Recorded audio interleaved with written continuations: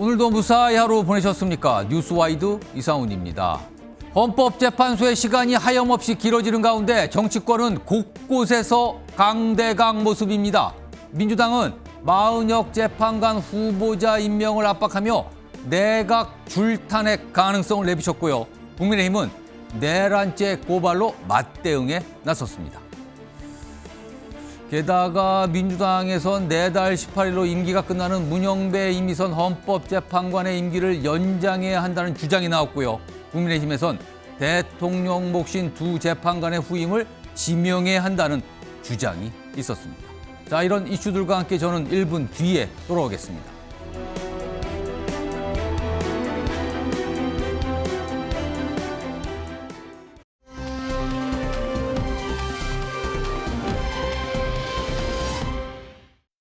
한덕수 권한대행께 경고합니다.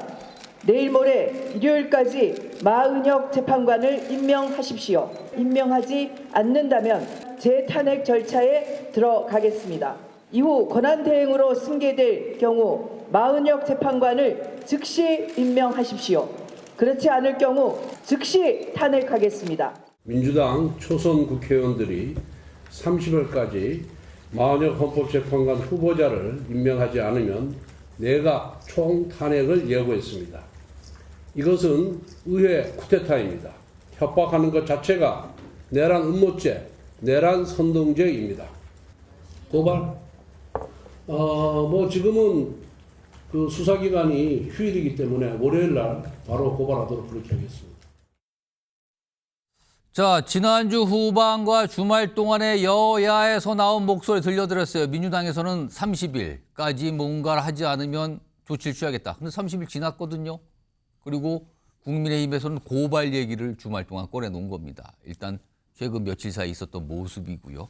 자, 그러면 어제 오늘은 뭐라고 또 얘기했을까요? 그 관련된 내용, 연장선상의 그 내용들 또 얘기를 했거든요. 다시 한번 그 내용 좀 정리하면서 들어보겠습니다. 한덕수 총리가 4월 1일까지 헌법 수호 책무를 이행하지 않는다면 민주당은 중대한 결심을 할 것입니다. 헌법기관인 국회는 헌정질서를 수호할 책무가 있습니다. 민주당은 이를 위해 주어진 모든 권한을 다 행사하겠습니다. 결기 있는 초선 의원님들의 이제 결이고요. 예. 중대 결심은 뭐 실질적으로 마은혁 후보자 임명 지연 사태가 이미 한덕수 총리 본인에 대한 탄핵소추 결정문에 경고가 있음에도 불구하고 예. 지금 안 하고 있으니까 예. 그 부분에 대한 탄핵소추도 검토할 수 있다. 그것을 실제로 채택하느냐 여부는 예. 지도부와 좀 더 당론으로 합리적으로 숙고해야 될 문제라는 생각을 합니다. 자, 그러니까 민주당에서는 마은혁 헌법재판관 후보자를 임명하지 않을 경우에는 이른바 줄탄핵, 내각에 있는 장관들에 대한 줄탄핵, 조금 더 구체적으로 말씀드리면 총리와 부총리에 대한 이른바 쌍탄핵 가능하다. 이런 얘기가 계속 나왔거든요. 그러나 아직 구체적인 움직임은 없습니다. 계속 경고를 한 상황인 거죠. 이에 맞대응해서 여당 내에서는 지금 민주당 의원들에 대한 수십 명에 대한 고발을 한다고 얘기 꺼내놓고 오늘 실제 고발 조치가 이뤘다는 얘기도 나오거든요. 자, 그럼 우선 민주당과 관련된 얘기를 해보죠. 이렇게 줄탄핵을 하게 되면은요, 대행. 앞서서도 대대행까지 갔다가 한덕수 국무총리 복귀하면서 다시 그냥 대행으로 왔잖아요. 그럼 다시 한번 탄핵 소추가 되면 어떻게 되는 겁니까? 정리해보죠. 화면에 있습니다. 자, 대통령 권리 또는 사고 시의 권한대행 순서. 지금 일단 국무총리 한덕수 대행 체제입니다.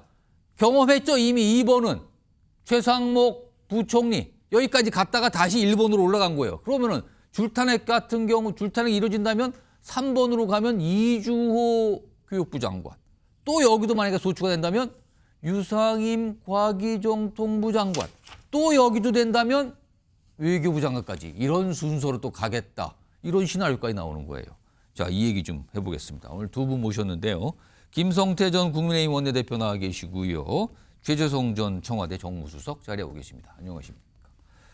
우선 김성태 전 원내대표께 그러니까 민주당에서 오늘까지는 날짜 시간을 처음에는 민주당 초선 의원들이 30일을 뒀다가 이게 지나가니까 오늘 민주당 지도부에서는 내일 4월 1일까지 기다려 보겠다. 안 하면 뭔가 나옵니다. 그런데 그 내용은 지금 줄탄핵, 내각에 대한 줄탄핵으로 보이거든요. 만약에 국무위원들이 이렇게 줄탄핵, 연쇄 탄핵이 되면 만약에 장관들이 다 탄핵 소추가 돼요.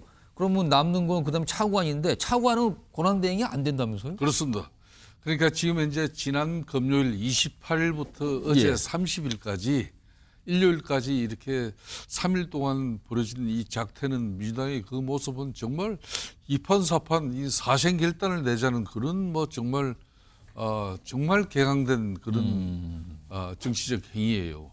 그러니까 이 초선 의원 72명이 대표해가지고 초선 의원들께서 입장을 내셨다고 했지만은 뭐 국민의힘이든 민주당이든 이 당이든 저 당이든 예. 사실상 초선 의원들이 집단적으로 무슨 입장을 낼 때는 예. 그 당 지도부에 사전에 뭐 이렇게 인정을 받든지 안 그러면 묵인하든지 방조가 이루어지지 않는 상태에서 초선이 저런 집단 행동을 못합니다. 더군다나 한덕수 대행뿐만 아니라 예. 대대행까지 예. 앞으로 줄탄핵을 통해 가지고 아예 내각 자체를 갖다 붕괴시키는 국정 마비를 갖다 염두에 둔 발언이거든요. 예. 저는 그런 측면에서 저걸 단순히 초선 의원들의 결기로만 이렇게 뭐 조명할 건 아니다. 예. 그리고 또 이제 그런 측면에서 30일 날 어제 이제 일요일 날 박찬대 원내대표는 이분들이 30일까지 마을의 헌재 재판관 임명해라는데 그게 지키기 어려우니까 예. 박찬대 원내대표가 어제 이제 또 기자회견을 자처해가지고 이거 4월 1일까지 날짜를 좀 더 준 4월 거예요. 1일까지 마을의 재판관을 예, 예. 임명하지 않으면은 그때야말로 중대 결심을 통해서 실행하겠다. 그런 한마디로 한덕수 권한대행하고 앞으로 뭐 최상목 대대행까지 이렇게 뭐 탄핵하겠다는 그 입장을 이제 비춘 건데 예. 과연 이렇게 함으로써 대한민국은 얻는 게 뭔지 오직 하면은 김필성 전 그 대장동 특혜개발 의혹 그 이재명 대표 그 변호인 예. 이분도 이게 행법 91조장에 헌법에 의해서 설치된 이런 쉽게 말하면 국가기관을 강압에 의해서 이걸 갖다가 전복도는 그 권능 행사를 못하게 하면은 이거야말로 국헌문란이다. 그러니까 문제가 좀 될 그 수 있다. 검찰의 수사를 받을 예, 수 있다. 예. 조심해라. 예. 대를 민주당에 권고했어요. 이런 행위를 하는 게 민주당이 적합한지 저는 뭐 헌재 재판관을 임명하지 않는 측면에서 민주당이 예. 뭐 원칙적인 입장을 견지하는 건 좋은데 저렇게 대한민국 국정을 마비시키면서까지 자기네들 입장을 관철하는 게 맞느냐 이런 겁니다. 최재성 전 수석님, 뭐 결기의 표현으로 이해해달라 이런 설명도 있었지만 결기의 표현 지금 굉장히 강하거든요. 실제로 줄탄핵 가능성을 열어두고 있는 겁니까? 어떻게 이해해야 되는 겁니까? 지금 민주당 상황은? 저는 뭐 없다고 보는데요. 가능성은. 예. 오. 지금 이제 헌재 판결이 늦어지면서 예. 사실 이제 민주당 또 뭐 다수의 많은 국민들은 계엄이라는 상상도 못한 일이 일어났는데 이 위헌적이고 불법적인 계엄이 탄핵으로 연결이 되고 근데 탄핵이 당연히 탄핵인 줄 알았는데 이게 점차 늦어지거든요. 예. 그러니까 이게 교착이 되고 있나? 혹시 기각이 나나? 예. 이런 과정에서 이제 줄탄핵 얘기가 나온 거거든요. 그런데 저 국정마비라고 하셨는데 저건 주장이에요. 주장이다. 초선 의원들 주장. 주장이다. 저는 뭐 현실화될 가능성은 제로라고 봐요. 정치적으로는 저는 저런 주장도 예. 절제했어야 된다라고 보죠. 초선 의원들 그럼 주장이지만. 약간 초선 의원들 저 주장이 조금 아쉬움이 있다 이 그냥 저는 뭐 말씀이신가요? 개인적으로 그런데요. 예. 그런데 저런 주장이 나오게까지의 과정이 이제 하나 훨씬 더 걱정스러운 거고요. 또 하나는 국민의힘이 고발을 하잖아요. 줄탄핵이 일종의 경고라면 초선 의원들의 경고라면 국민의힘이 고발을 하겠다고 하고 실제로 고발할 거 아닙니까? 예. 그거는 행위예요. 그래서 그거는 더 원당치 않은. 그러니까 민주당에서는 경고라고 할 수 있지만 국민의힘 실제 행위를 한다. 그러니까요. 그래서 그건 성립될 수 없는 예. 이제 소위 말해서 이제 법적인 책임을 이제 묻겠다는 일종의 이제 정치 공세로서 이제 고발을 하겠다는 건데 그건 더더욱 저는 옳지 않은 행위라고 보고요. 예. 일어나지 않은 행위잖아요. 예. 그다음에요. 지금 더 걱정스러운 것은 아니, 헌재의 이 판결이 늦어지면서 개헌부터 시작된 지금 이 국면들이 예. 대한민국이 민주공화정이 그야말로 헌법과 법률로 이것을 지탱을 해왔는데요. 예. 이 경계선들이 정치권에 의해서 다 무너지고 있는 거예요. 위원이라고 했는데 마은혁 재판관 임명 안 하는 행위, 예. 그다음에 헌법재판소 자체를 부인하는 행위, 또 폭력적으로 서부 지원을 그렇게 했는데 거기에 정치권이 올라타는 행위, 예. 이런 것들이요. 법치나 이런 걸로 지탱해 왔던 우리 민주공화정의 근간이 예. 개헌 이후로 지금까지 지금 무너지고 있고, 여기서 양극단의 정치들이 이제 이 소위 말해서 정치를 끌고 가는 예. 이런 게 이제 훨씬 더 걱정스러운 상황입니다. 지금 앞서서 뉴스와이드 시작하면서 여야가 각각 굉장히 강공을 들고 나오면서 상대를 겨냥하는 그런 모습을 보여드렸는데, 일단 민주당 내에서 나오고 있는 줄탄핵과 관련된 얘기를 좀 전해드렸습니다. 오늘 국민의힘은 이에 맞대응 차원이라고 보이죠. 고발 조치를 뭔가를 했어요. 관련된 영상 준비되어 있습니다. 확인해 보시죠. 아시다시피 민주당 초선 의원들이 마은혁 임명을 하지 않으면 국무위원 전원을 연쇄 탄핵하겠다고 발표를 했습니다. 이것은 입법 권력이 행정 권력을 침탈하는 것이기 때문에 내란죄가 성립한다고 판단됩니다.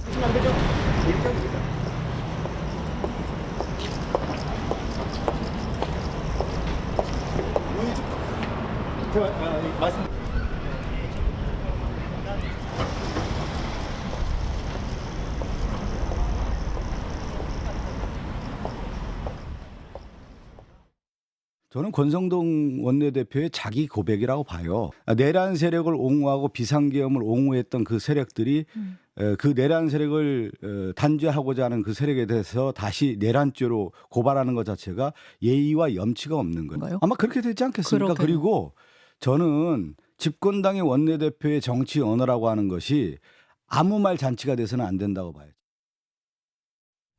자, 국민의힘에서는 오늘 고발 조치를 했군요. 그리고 또 그에 대해서 또 조국적 진당에서는 또 맞고발로 나왔고요. 이런 모습이 지금 벌어지고 있습니다. 지금 여기 보시면 민주당에서는 초선 모임에서 연쇄 탄핵을 거론했죠. 그리고 국민의힘은 오늘 고발 이렇게 돼 있습니다. 여기 보시면 뭐 이재명 대표, 민주당 초선, 김어준 씨 등 70명이 넘는 인원에 대해서, 사람에 대해서 내란 음모 등 혐의로 고발했다는 내용입니다. 김성태 전 원내대표, 이건 또 어떻게 봐야 되는 겁니까? 이게 또 사실 이제 사법부로 가는데 국민의힘 지금 또. 입장에서도 이제 지난 일요일 날 특히 그 많은 지청에서 예. 아니 저렇게 이제 사실상 행정부 정부 자체를 갖다가 무정부 상태로 만들려고 하는 저런 정치적 행위를 저걸 정치적 행위로만 볼 수 있는 것이냐, 상당히 고의적이고 의도적인 그런 집단 행동인데 거기에 대해서 왜 결기 있는 행동을 하지 않느냐 많은 질타를 받았어요. 예.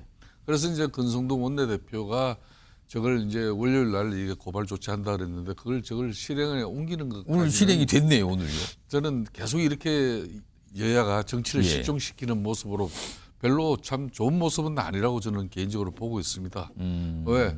민주당 초선 의원들이 결기로 저런 행위를 했지만 최종적인 책임은 예. 민주당 지도부가 이제 판단을 하고 저걸 실질적으로 줄탄핵으로 이어졌을 때 예. 저 부분은 이제 국힘의 지도부 입장에서도 이제 내란 음모 선동죄로 충분하게 행법적으로 이걸 고발 조치할 수 있는 사안이거든요.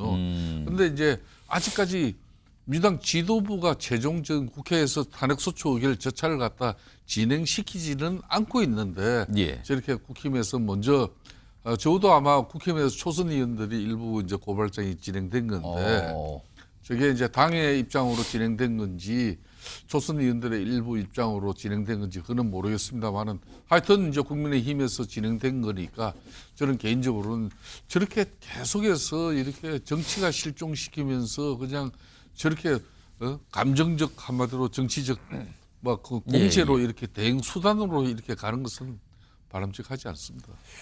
최재성 선생님, 여기서 가만히 보니까 지금 이 두 가지를 여야의 모습을 좀 비교하면서 하나씩 짚어가는데 공통점은 초선들이 굉장히 강경한 목소리와 강경한 행동들을 보이고 있거든요. 이거는 어떻게 보십니까? 저는 저랬을 때 아니요라고 할 수 있는 예. 초선이 필요한 시기지.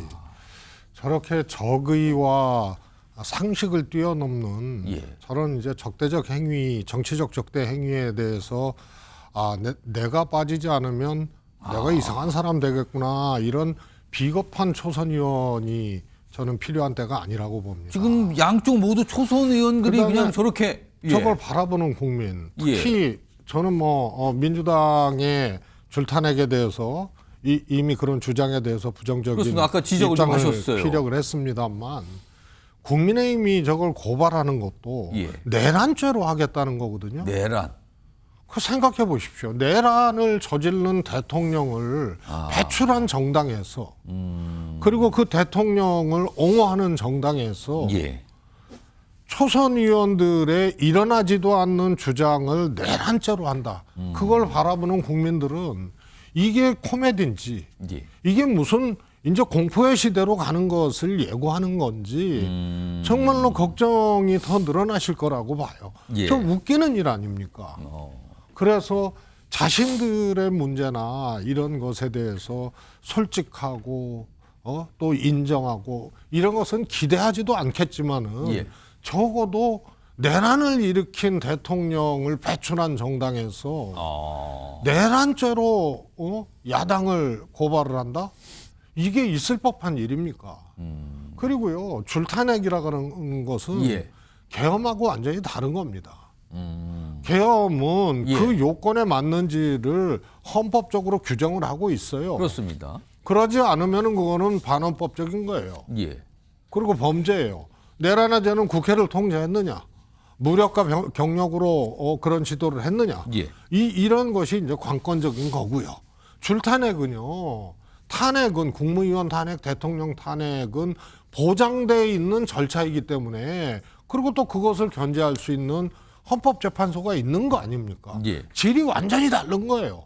그런데 그걸 내란해제로 일어나지도 않은 초선 의원들의 주장을 고발을 한다? 예. 이것은 정말로 정치 공방을 넘어서는 예. 정치를 그야말로 공포와 코미디로 양 측면 다 몰고 가는 정말 쓰레기 같은 행위입니다. 네. 그러니까 초선 여야의 초선 의원들과 초선 의원들, 양쪽의 초선 의원들, 정면 충돌하는 것 좀 보이잖아요. 자, 초선 의원들은 정치를 시작한 지 얼마 안 됐습니다. 자, 그렇다면은 재선, 3선, 4선 중진 의원들, 글쎄요, 지금 무슨 생각을 하고 있는 걸까요? 초강경의 초선 의원들이 지금 앞장을 서는 듯한 여야 모두에서 지금 나타나고 있어요. 그런데 이런 충돌, 강대강 상황의 직접적인 원인은 마은혁 헌법재판관 후보자의 임명건입니다. 지금요. 특히 민주당에서 임명에 대해서 강력하게 요구하고 압박하고 있거든요. 자, 그럼 민주당에서 나오는 목소리, 이와 관련된 목소리 들어보겠습니다. 윤석열 파면 선고의 비정상적 지연을 시정하는 첫째 조치는 마은혁 재판관의 위법 부당한 선별적 배제를 시정하는 것입니다. 한덕수 대행이 마은혁 재판관을 임명하면 헌재 구성의 위헌적 불완전성은 치유됩니다. 한 대행의 미션은 내란 수계 윤석열 복귀 프로젝트 매니저 복무가 그 실체임이 드러나고 있습니다. 헌법재판관 2인의 임기 만료일인 4월 18일까지 마은혁 재판관을 임명을 하지 않고 버텨서 윤석열 파면을 온몸으로 막겠다는 것입니다. 뭔가 지금 민주당에서 설명이 나왔죠. 마은혁 재판관 후보자 임명과 관련해서 그 이유 이런 걸 설명한 것 같은데, 김성태 전 원내대표님, 민주당이 왜 이렇게까지 마은혁 후보자 임명에 어떻게 보면 약간 사활을 걸거나 굉장히 강조를 하고 있거든요. 왜 그런다고 보세요? 조금 전에 이제 민주당 초선 의원들의 결기를 갖다 사실상 제가 민주당 지도부의 뒷받침이 이루어지지 않고 사실상 묵인 방조가 되지 않으면 약간 그런 말씀하셨죠. 어렵다 그랬잖아요. 예. 그런데 바로 그걸 증명이나 하듯이 어제 박찬대 원내대표가 4월 1일까지 한덕수 대행이 입장 내지 않으면 중대결심하겠다. 오늘 아침 강화문 천막 당사에서 이재명 대표가 무슨 이야기를 했습니까? 어. 바로 또다시 한덕수 이 대행에 대해서 예. 마흔억 재판관 그 임명권 임명하지 얘기를 했어요. 하지 않은 범죄 행위. 그렇게 해서 이제 문제를 또 제기했어요. 그랬더니 이제 김민석 수석 최고가 한 이야기는 이건 결정적입니다. 윤석열 파면 선고를 지연하고 있는 헌재도 문제지만은 마흔억 재판관을 임명하지 않는 이 자체도 중대한 범죄 행위다. 예? 이렇게 규정을 했어요. 그러니까 그 이전에 윤석열 파면 선고를 지연하고, 그러니까 헌재가 미리 파면 선고를 결정해놓고 이걸 지연시키는 것처럼. 예. 아니 헌재 재판관들의 독립된 그 재판관의 지위를 갖다가 어떻게 정치인 민주당에서 미리 지금 이제 윤석열 대통령의 파면 선고를 이미 결정된 걸 지연시키고 있다고 이렇게 이야기할 수가 있는 겁니까? 이건 대단히 위험한 행위거든요. 예. 제가 처음에도 이야기했지만은 민주당 입장에서는 거의 뭐 막장 정치예요. 이러면은 뭐 이판사판 사생결단이에요. 나는 왜 그런지 이해가 안 돼요. 이재명 대표 입장에서는 지난주에 공직선거법 항소심에서 살았잖아요. 예. 그러면 좀 저 여유를 가지고 국회 제1당으로서 거대 입법 권력으로서 대통령이 지금 현재 직무 정지된 이 상태에서 한덕수 권한 대행의 국정을 좀 뒷받침해주고, 예. 그렇지 않아도 산불 이제 겨우 진압을 했습니다만은 저 후속적인 조치로 얼마나 지금 민감한 사안들이 있습니까? 이런 걸 책임지는 그런 제1당의 모습보다는 오로지 헌재에서 빨리 윤석열을 갖다 탄핵, 이런 인용 선고를 지연시키는 이런 부분에 대해서 비판하고, 그 이후 또 마흔의 헌재 재판관 때 통해서 이거 안 하면은 예. 그냥 두지 않겠다.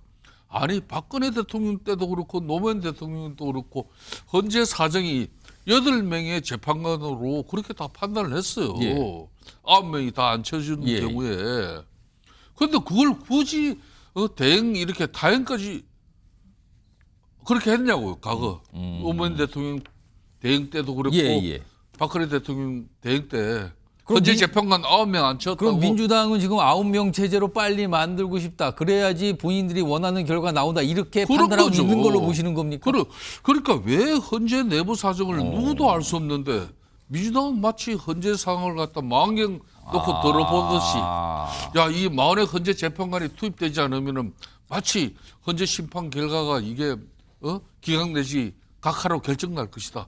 그 대전제로 사실 그 전제를 놓고 지금 저렇게 마흔여 후보자 얘기를 하는 거 아니냐. 그러니까 이게 대화가 안 되는 겁니다. 정치가 실종되는 거예요, 이거. 최희선 전 수석님, 만약에 마흔여 후보자가 임명이 되면 9명 체제가 되잖아요. 그리고 만약에 윤석열 대통령 탄핵 심판 선고에 참여한다면 헌재 선고가 더 늦어지잖아요. 훨씬 더. 민주당은 그런 계산까지 하고 있는 겁니까, 그러면? 그러니까요. 마흔역 재판관에 대해서 임명을 하라고 예. 민주당이 촉구하고 예. 아주 강하게 요구를 하고 그렇습니다. 이런 것을 이상하게 볼 필요가 없는 거예요. 마흔역 재판관을 임명하더라도 변론 재개를 해야 되잖아요. 그렇습니다. 아니면 스스로가 뭐 회피를 해서 예. 8인 체제로 그냥 그렇습니다. 가게 하는 그둘 중에 거 하나죠, 아닙니까? 만약에 되면. 근데 재판 변론 재개를 하게 되면은 4월 18일 날 2명의 예. 재판관이 퇴임을 하게 퇴임합니다. 되잖아요. 그러면은 7명의 재판관으로 결론을 내야 돼요. 그러네. 한 명 마흔여 후보자가 만약에 이 합류한더라도 2명이 나가니까. 그렇습니다. 그래서 민주당 입장에서는 지금보다 더 구도가 안 좋아지는 거예요. 8명 구도에서도 이게 만장일치니 8대 0에서 예, 6대 2니 5대 3이니 여러 가지 얘기들이 나오는데 마흔역 재판관을 임명해서 변론 제기하면은 7명 재판관이기 때문에 더 안 좋아지는 거예요. 그러면은 퇴임하는 예. 문영배 유미선 재판관 대통령 추천목 아니에요? 예, 그렇습니다. 그러면은 이것을 절차도 있고 예. 이건 뒤에 훨씬 더 뒤에 이루어지는 거거든요. 그렇죠. 그래서 이루어진다 하더라도 더 구도가 안 좋아지는 거고 헌재는 완전체가 되겠지만 예. 구인 완전체가 예. 되겠지만 그래서 이거는 소위 말해서 헌재에서 탄핵 인용이냐 기각이냐를 놓고 예. 마은혁 후보자가 절대 변수이기 때문에 그것을 합류시키려고 한다. 그래서 강하게 주장한다는 것은 예. 사실 계산상 맞지 않는 얘기예요. 지금 저 여당 내에서는 이제 그렇게 의심을 하는 거거든요. 이건 황당한 얘기죠. 그러면은 이게 이런 거예요. 헌재에서 당연히 윤석열 대통령 파면, 예. 탄핵 인용, 당연히 그것도 만장일치 8대0. 예. 그런데 헌재는 긴 침묵을 이어가고 있지만 사실 요란한 사이렌이 울린 거거든요. 이상 사이렌이 울린 거예요. 예. 근데 누구도 몰라요. 확인할 수가 없어요. 예. 헌재는 계속 침묵이에요. 선거는 예상을 뛰어넘어서 계속해서 4월 달로 왔어요. 선거가. 예. 이 상황에서 다 그렇게 해석을 하는데 예. 적어도 마은혁 재판관은 민주당이 그런 뜻으로 이걸 밀어붙이기 위해서 강하게 한다 그러면 민주당이 그거는 판단 미스고. 근데 민주당에서 약간 압박이나 그걸 주장하는 강도가 굉장히 높거든요, 사실은. 그래서 그거는 예. 화나잖아요. 위헌 판결을 했고 예. 최상목 대행이 예. 이 위헌 판결을 받고 권한쟁의 심판에서 근데도 임명을 안 하는데요. 예. 최상목 대행이 헌재 판결에 대해서는 모두가 승복해야 된다고 또 얘기를 했어요. 예. 그래서 최상목 대행에 대해서 당시에 엄청나게 민주당이 감정적으로 그냥 끌어올랐죠. 그래서 비판을 했고 그리고 마은혁 재판관을 임명을 안 하는 거는 제가 보기에는 헌법 체계, 헌법재판소 판결까지 깡그리 무시하는 거고 민주당은 정치적 감정까지도 훨씬 더 지금 게이지가 올라간 상태에서 나온 것이다. 그리고 그 이면에는 헌재 판결이 길어지면서 침묵하면서 무엇이라도 해야 된다는 민주당의 이제 절박성이 한쪽에서 반영된 거다. 그러니까 지금 마은혁 헌법재판관 후보자 임명을 민주당이 최근에 굉장히 강도 높게 요구하고 압박하고 있는 상황인데 이 이유가 무엇인가에 대해서는 이게 과연 윤석열 대통령 탄핵 심판 선고와 관련이 있는 것이냐 없는 것이냐 두 분의 의견이 좀 달랐습니다. 자, 그런데 이렇게 여야가 치열하고 강대강으로 부딪히고 충돌하는 상황, 가만히 근본적인 원인을 따져보면요. 헌재가 오늘까지도 아무런 얘기를 안 하고 있기 때문인 거, 이 이유가 안 하고 있기 때문이라는 이 상황이 배경으로 보인다는 거예요. 오늘도 탄핵심판 선고일에 관한 얘기를 아무것도 안 해놨어요. 그냥 갔습니다. 오늘 하루가. 자, 이 주제로 넘어가죠. 키워드 있습니다. 갈수록 오리무중입니다. 지금 헌재 지금 무슨 생각을 하는 건가? 헌재 안에서는 지금 어떤 논의가 있는 건가? 갈수록 오리무중 상황이라는 겁니다. 지금요. 자, 그럼요. 이와 관련해서 여야 모두 지금 헌법재판소를 향해서 빨리 뭔가 좀 결정해 주세요라는 얘기를 공통적으로 하고 있거든요. 목소리 들어보겠습니다. 1905년에 나라를 팔아먹었던 을사오적이 있었습니다. 공교롭게도 올해도 을사년입니다. 헌법재판소 재판관들의 결정에 나라의 운명이 좌우됩니다. 윤석열 파면이 아니라 나라를 파면으로 이끌 결정을 내린다면 신을사오적으로 역사의 오명을 남길 것입니다. 헌재는 국정의 혼란과 불확실성을 정리하기 위해 대통령 탄핵 심판 결과를 조속히 선고하길 바랍니다. 이미 헌재는 대통령 탄핵 심판과 관련해서 평의를 수십 차례 진행한 것으로 알고 있습니다. 문영배 권한대행은 선고 일자를 잡고 헌법재판관 개개인의 판단을 들어서 하루빨리 탄핵 심판에 대해서 결론을 내리기 바랍니다. 이 부분에만큼은 여야 모두가 같아요. 헌재에서 빨리 결론을 좀 내주세요. 물론 여야가 바라는 결과는 전혀 다르지만요. 자, 그럼 지금 헌법재판소 어떤 상황일까요? 정리 좀 해보죠. 자, 날짜별로 나와 있죠. 탄핵소추가 시작된 게 지난해 12월 14일. 변론이 시작된 게 지난해 말. 변론 종결이 2월 말.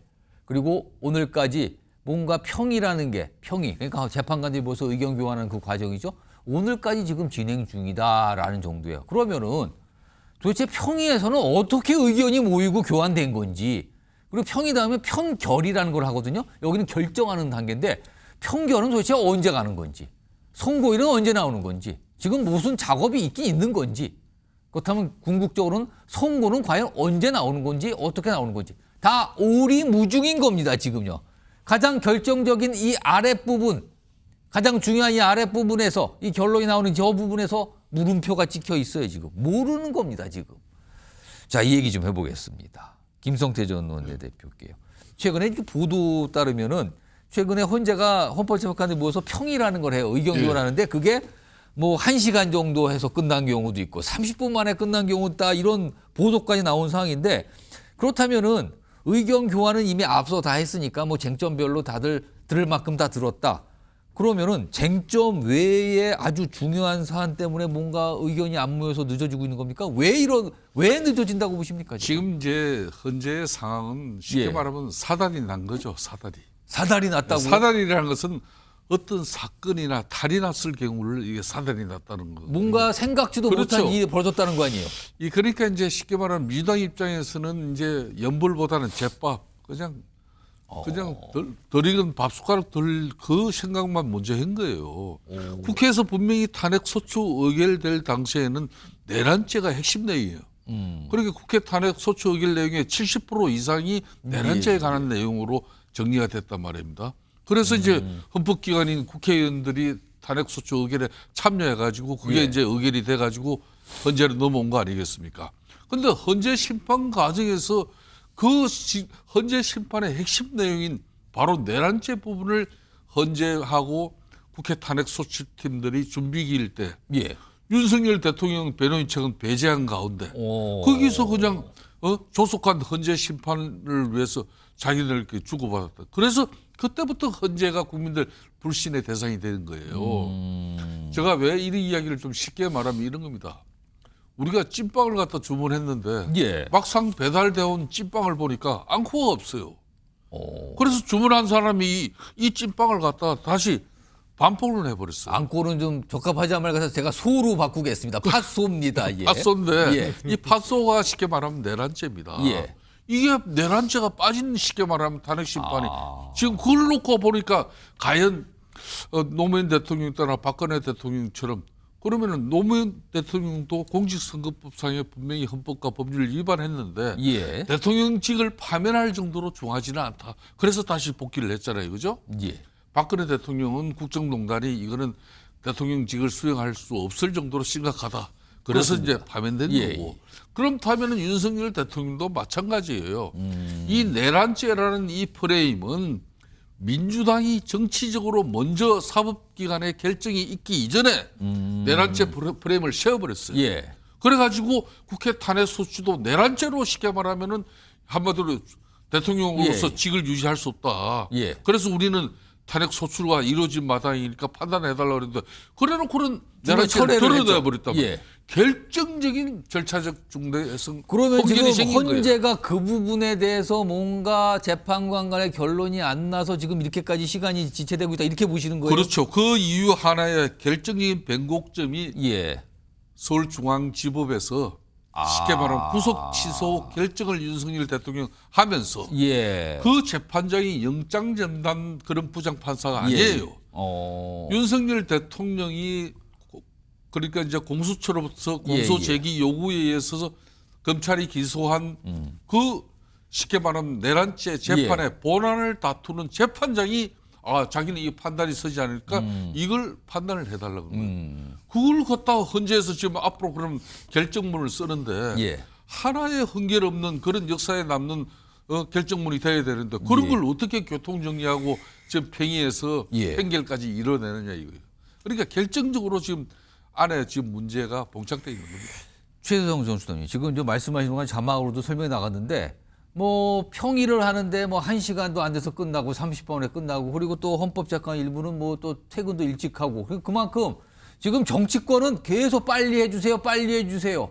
계속 요구 중이지만 헌법재판소는 왠지 그냥 시간을 보내고 있다라는 느낌을 주는 정황들이 좀 보이는 거거든요. 그게 그렇게 여러 가지 보도 중에 나오는데 도대체 지금 헌재 내부에서는 무슨 일이 지금 있는 걸까요, 지금? 모르죠. 확인되어지지가 않으니까. 그럼 확인은 진짜 안 됩니다. 그러면 이제 두 가지 예측들이 있는데요. 하나는 소위 말해서 재판관들 내의 이견이 예. 해소되지 못하고 그러기 때문에 일정도 선고 일정이나 못 잡고 절차 일정도 잡지를 못하고 있는 그 이견이라는 거는 선고 날짜를 하고 선고를 할 정도의 상황까지도 이르지 못하는 이 정도의 이견이 나타났다 이렇게 봐야 되는 겁니까? 그렇죠. 그런 견해가 하나 있고 예. 그러니까 평의를 하긴 하는데 예. 갈수록 시간이 짧아진다 이런 견해가 있고요. 뭔가 서로 모이기가 어렵다 지금 의견이. 하나는 예. 이제 더 얘기할 것이 없을 정도로 세세한 법리, 세세한 내용까지도 이제 정리가 된 다 정리가 된 거 아니냐? 라는 이제 두 가지 예측들이 이제 상존하고 있는 건데요. 뭔지는 모르겠어요. 그러나 적어도 헌재가 이 엄청난 정치적 소용돌이에 정치적으로 빨려 들어간 느낌 예. 이런 것은 이제 지울 수 없다는 거고요. 예. 뭐 김성태 의원님 내란죄 뭐 지나간 얘기지만 내란죄 청구인이 내란죄를 이제 빼고 내란 행위로 했거든요. 그렇습니다. 뺐습니다. 내란죄를. 그렇게 얘기를 하셔서 그게 이제 결정적이라고 하는데요. 관련 법에는 청구의 내용을 삭제 내지는 추가하지 못하게 돼 있습니다. 근데 이거는 이제 삭제라고 보기는 어렵고 내란 행위로 이제 용어를 이제 바꾼 건데요. 예. 사실은 이 내란죄가 아니더라도요. 헌법재판소에서는 내란죄 판단을 안 합니다. 이건 형사재판에서 하는 거고요.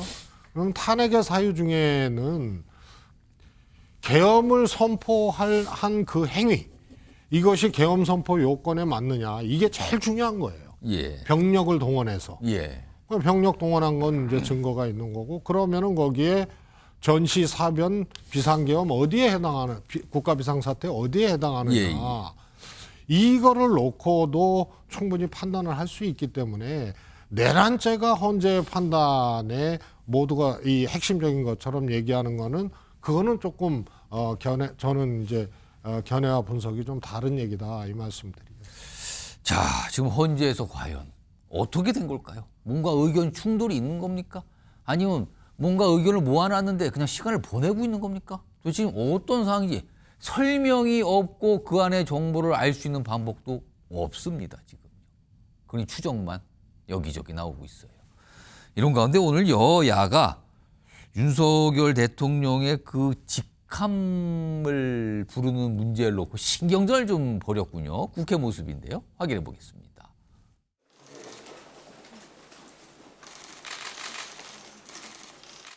국민의힘은 내란에 동조하는 일체의 행위를 중단하시고 헌정질서 수호에 적극 협력하기를 촉구합니다.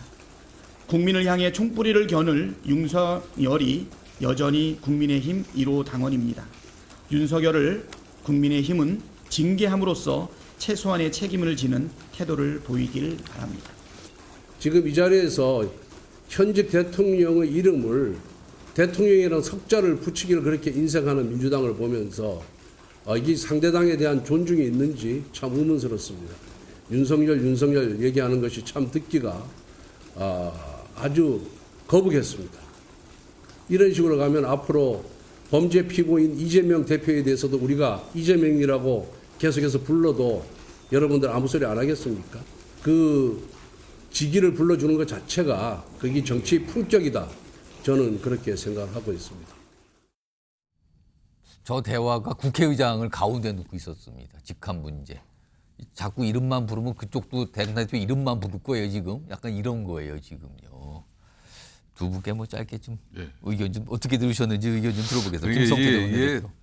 동서양 고대 전쟁사를 보더라도 적장을 이렇게 목을 따고 뭐 이렇게 제가 적격한 이야기를 뭐 하지만 그러니까 굉장히 그런 전쟁이 치열하도 그런 객관 상황에서도 적장에 대해서는 예우를 갖추는 게 그게 마지막 이제 장수의 도리라고 그러잖아요. 그런 것을 그러니까 현직 대통령이 아직까지 국회 헌재에서 탄핵소추 인용 어떤 결정도 나기도 전에 윤석열로 그래가지고 마치 탄핵이 이루어진 자연인 이름만 부르는 게 그런 의도 아니냐 혹시? 그런 거죠. 그러니까 이게 이런 것들이 모두 다 헌재를 갖다 압박하는 고도의 정치적 행위 이상이야도 아닌 겁니다. 그렇게 함으로써 민주당의 품격과 민주당의 정치력이 국민들에게 돋보이는 건 아니거든요.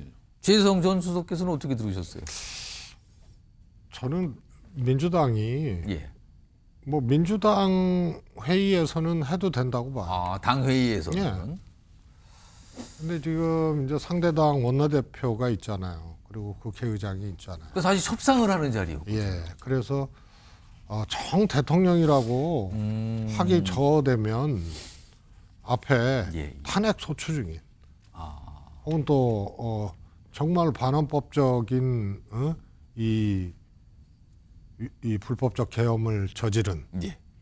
윤석열 대통령. 그런 표현을 이렇게 차라리 그런 하는 걸 게 쓰지. 저는 맞다고 봐요.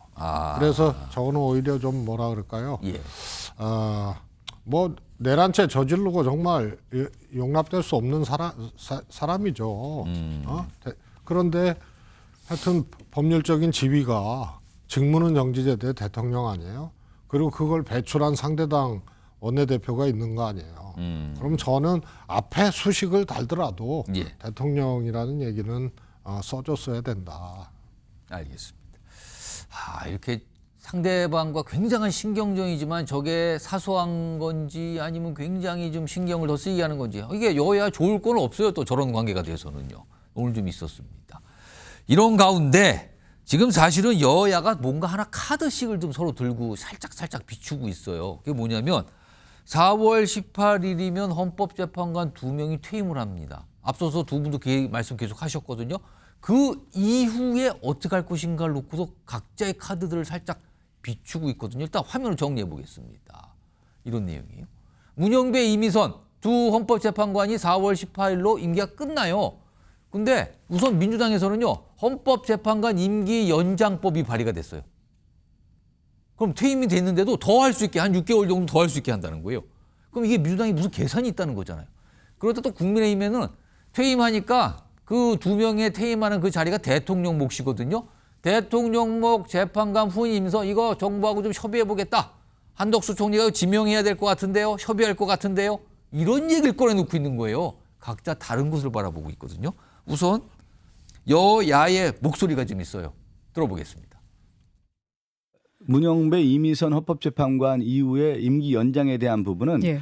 많은 의원들이 의견 개진을 했는데 예. 그것은 지금 어제까지 봤을 때 추진하지 않는 거로 결정한 것으로 제가 알고 있는데 원내 지도부 입장에서는 그 법이 타당하느냐에 대한 부분, 시점에 맞느냐에 대한 부분에 대한 고민들이 있었기 때문에 어제 시점에서는 그게 추진하지 않는 것이 않는 쪽으로. 맞다라고 예. 하는 의견을 개진한 것으로 알고 있습니다. 오늘 법사위에서 마은혁 임명이 의제되는 그런 법안을 개정하는 것을 추진한다고 합니다. 그것뿐만 아니라 문영배, 이미선 재판관 임기가 종료되면 임기를 연장하는 법안도 추진한다고 합니다. 사실상 위헌적인 법률이라고 할 것입니다. 일단 민주당에서 얘기가 나왔는데 박성주 원내수석은 일단 당청에서는 안 하는 걸로 이렇게 방향을 잡았는데요. 라는 설명이네요. 그러나 일단 뭔가 얘기는 왔다 갔다 하고 있는 거란 말이에요. 근데 일단 지도부 차원에서는 약간 선을 긋는 듯한 모습도 있었어요. 지금 여당에서 반발하고 있거든요. 오늘 헌재 사무처장이 국회에서 이와 관련된 질문을 좀 받았거든요. 뭐라고 얘기했을까요? 들어보시죠. 법안이 발의된 것은 저희도 인식하고 있고요. 그리고 이 부분에 대한 저희 지금 공식적인 입장은 아직 없는 상태입니다. 저희가 내부적으로 검토 중에 있다고 말씀을 드립니다. 최재성 전수님, 민주당에서 만약에 이런 법안, 임기 연장, 퇴임하는 헌법재판관 2명한테 임기를 연장하는 법안을 발의한다면 이건 사실 처음 있는 일이 되거든요. 이거 추진되겠습니까? 아니면 어려운 걸로 보이십니까? 저는 추진 안 된다고 보는데요. 뭐 박성준 원내수석의 예. 좀 전에 얘기도 있었습니다만 예. 추진될 수가 없고요. 우선은 지금까지요. 뭐 윤석열 대통령뿐만이 아니고 이 국회 탄핵 의결 후에 권한 대행들도 예. 국회에서 다수를 차지하고 있는 민주당 주도로 통과시킨 법률을 다 거부권을 행사했거든요. 예. 우선 저것도 거기에 해당되는 사안이죠. 생각해 보세요. 한독수, 최상목 대행에 대해서 예. 민주당이 헌법재판소에서 위원이라고 한 마은혁 재판관도 임명 안 하는 사람들을 예. 저 법을 한다고 저거 받아들이겠어요? 거부권 행사 공표하겠어요? 예, 예. 거부권 행사하죠. 그래서 저거는 그리고 또 저게 공식적인 어떤 당론도 아니고 예. 일부 의원이 이제 발의한 문제를 갖고 거기에 또 국민의힘이 또 뭐 이러쿵저러쿵 하는 것도 제가 보기엔 그것도 엇나간 일이라고. 근데 지금 최성 전 수석님 지금 속보가 나왔는데 이 임기 연장 법안 지금 야당 단독으로 법사위 소위를 통과했다는데 이거 어떻게 된 겁니까? 그럼? 지금 보십시오. 그 예. 국회에서 예. 지금 최상목 탄핵안 있잖아요. 예. 본회의 의결을 안 하고 있잖아요. 그렇습니다. 지금 정당이 하는 거는 정당이 하는 정치는 그야말로 정치거든요. 예. 그래서 그것도 법사위까지는 통과된 거예요. 아, 그럼 저게 실제 저걸 중요한 법을 저건 당론으로 실제로 저렇게 하느냐 안 하느냐의 본회의에 통과할 문제죠. 그건 아니지만 사실 정치적인 상황이 저렇게 좀 가고 있는 거 아니냐 그 네, 말씀이에요. 네, 그렇죠. 일단 움직임이 진행은 되고 있는 걸로 보입니다. 일단은요. 그럼 민주당 단독으로 법사위 소위를 갖다 통과시켜 나오면은 저 이제 법안인데. 지금 이제 본회의 상정되는 거는 기정사실인데. 그럼 이제 법사위 또 전체 회의도 가야 지금까지 되고. 회의 자체가 다 민주당 주도로 단독으로 이루어졌는데 저걸 가지고 아직까지 안 했기 때문에 민주당 뭐 이거는 말이 안 되는 거죠. 제가 뭐 서두에 이야기했지만은 이렇게 사생결단식으로 임기 연장법이란 거는 제가 기억으로 2012년도인가 아마 그래요. 민주당 이춘식 의원이 그때 헌재 재판관 임기 연장 법안을 냈다가 이것도 위헌 문제가 있어가지고 예, 이걸 예. 파기했어요. 그걸 뻔히 자신들을 알면서 이 전국에 저걸 예. 갖다 임기 연장법을 내가지고 지금 문행배 이미선 퇴임이 이제 눈앞에 두고 있으니까 예. 그렇게 해서 그 사람들을 더 연장시켜가지고 결론은 자기들의 목적대로 헌재가 헌법과 법률에 의한 양심적인 이런 재판관들이 심판을 하기 이전에 무조건 탄핵 인용으로 결정내지 않으면 어떤 것도 수용하고 예. 승복할 수 없다는 그런 민주당의 정말 몰상식한 행위입니다. 지금 잠깐만요. 또 하나 남았는데 요거까지 마저 저희가 좀 시청자 소개해드리고 두 분 얘기 좀 들어보죠. 지금 저 민주당에서 저런 움직임이 있는 거에 대해서 국민의힘이 약간 맞불성으로 뭔가를 또 카드를 꺼내고 있어요. 얘기 좀 들어보겠습니다. 과거에는 뭐 대행이 그 임명할 수 있느냐 없느냐 이 그런 논란이 있었는데 이미 최상목 대행이 국회에서 추천한 3명 중에 2명을 헌법재판관으로 임명을 했습니다. 과거 우리들이 그런 거 비춰봤을 때는 6명으로는 헌법재판소를 운영할 수가 없거든요. 그렇기 때문에 대행이 2명을 임명할 수 있다라고 해석하는 것이 헌법재판소 운영을 위해서 필요한 것이다 이렇게 보고. 그럼 국민의힘에서는 지금 물러난 퇴임하는 2명 재판관 후보자 이렇게 대통령 지명 몫이거든요. 그러니까 그거를 한덕수 총리와 협의해서 빨리 임명하게 해야 된다 이거잖아요. 지금 이건 또 어떻게 된 겁니까 그러면은? 지금요 국민의힘이요 정말로 그게 국민의힘의 뭐라 그럴까요? 예. 그 인격으로 따지면은 2개의 인격체가 있는지 모르겠어요. 헌재 판결 빨리 하면 안 된다. 국민의힘 얘기했는데 지금 또 빨리 해야 된다고 얘기해요. 요즘에 빨리 하라고 하는데. 네? 그다음에 이 대통령 권한대행에게 예. 헌법재판관이 임명하면 안 된다고 얘기를 하잖아요. 재판관 임명은 안 된다고. 네. 마윤혁뿐만이 아니고 앞서서. 임명하면 안 예, 된다고 임명하면 안 예, 된다고. 예. 지금 그때 논리가 뭐였어요? 대행은 적극적인 임명권을 행사하는 자리가 아니다. 그렇게 얘기를 했거든요. 그런데 지금은 대통령 몫을 임명해야 임명을 된다는. 해야 된다라고 얘기를 하고 또 그것도 빨리 해야 된다라고 얘기를 하는 거죠. 그래서 지금요 일어나기 어려운 일들이 일어나는데요. 예. 이게 상식적으로 예측 불가한 일들이 일어나는 거예요. 만약에요 헌재 판결이 늦어져. 예. 4월 18일이 도가 됐어요. 그러면은 180일 안에 탄핵 심판을 해야 되잖아요. 그렇습니다. 그런데 2명의 재판관이 퇴임을 해요. 예. 근데 임기 연장법이 되든 안 되든 해서 이걸 갖고 공방을 해서 또 지금처럼 마냥 늘어져서 6개월이 도가를 해. 예. 그러면 윤석열 대통령은 복귀합니까? 안 하고? 규정이 없어요.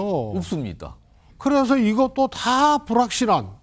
그래서 마냥 늘어져서 6개월까지 간다 하더라도 예. 그 위의 상황도 예측하기 어려우거나 상식적으로 이 어려운 공방들이 이루어질 수밖에 없는 이런 게 정말 더 안타까운 거죠. 김성태 원내대표. 아니 대통령 권한대행이 대통령목 헌법재판관을 지명하게 돼야 된다. 지명해야 된다. 이 주장인 건데요, 지금?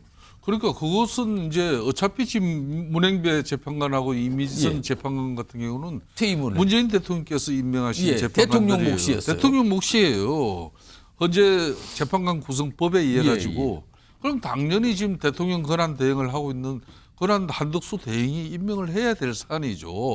그 임명을 못하게끔 하려고 쉽게 말하면은 임기 연장법을 갖다 지금 법안 소위 민주당 단독으로 통과한 거예요. 이걸 연장시켜놓으면은 지금 한덕수 대행이 문행배 이미선 재판관 대신에 그 두 명을 임명할 수 없잖아요. 예. 이런 이게 이렇게 하고 어떻게 국민들한테 국회 제1당의 모습이라고 이야기할 수 있습니까? 지금 가만히 보면 이 헌법재판관을 놓고 여러 가지 수를 쓰는데 가만히 들어보면 여야 모두 본인들이 원하는 어떤 선거 결과 쪽으로 끌고 가기 위한 카드 대 카드의 격돌 아닌가 싶기도 합니다. 지금 굉장히 혼란스러운 상황. 오늘도 정치권에서 이런 얘기들이 계속 오갔습니다. 이 주제는 이 정도로 좀 정리해 보겠습니다. 자, 다음 이슈로 넘어가겠는데요. 영상부터 좀 확인해 보겠습니다.